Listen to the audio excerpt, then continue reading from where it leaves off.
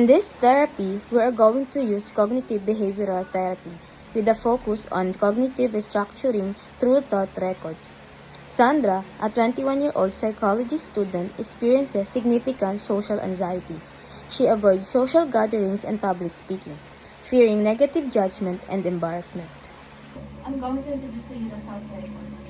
So, Sandra, let's talk about a recent social situation that made you anxious. Can you think of one? Noong nakaraang linggo kasi pinag-present kami ng prof namin sa Tisho, yung infographics. Nang time na yun kasi sobra yung kaba ko kasi nakatingin sila lahat sa akin, tapos sobra ko na anxiety.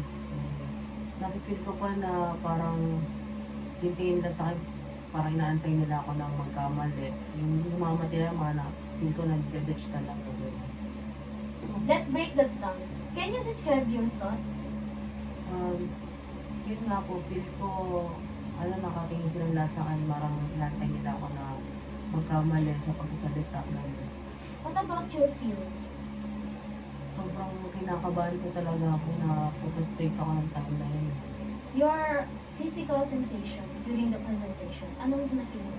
Sobrang nanginginig ko yung kamay ko, tapos natataas yung balay ko, tapos ayun, parang gusto ko na nai-stress talaga ako.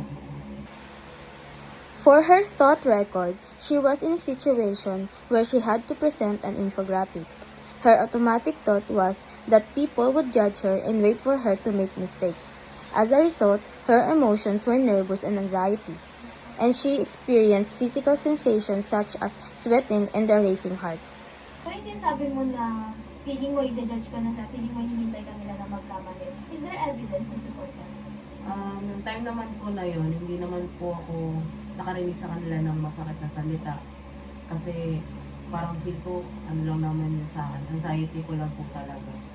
Exactly. So, yung previous mga presentation mo, how did it go? Okay naman po, natapos ko naman ng maayos. So, it's possible that your thoughts aren't accurate. Let's try a more balanced thought like, I'm prepared and I've done well in the past. So, yung situation is mali-revise. Yung thought record mo mali-revise siya. Ang nangyayari is yung situation mo andun ka pa rin sa presentation niya sa infographic. Tapos yung naging automatic thought mo naman is, I'm prepared and I've done well in the past. So, yung magiging emotion mo ngayon is magiging confident ka, calm ka, and yung magiging physical sensation mo is magiging relaxed ka. Okay? For Sandra's revised thought record, she is still in the situation where she has to present an infographic. However, her automatic thoughts now are that she is prepared and has done well in the past. As a result, her emotion is confidence and she feels calm. The physical sensation she experiences is a sense of relaxation. This is the end of our session for today, and I'm going to give you a homework assignments, which is you're going to practice cognitive restructuring techniques at home, keeping a thought record of your experience. Okay. Ganun ako.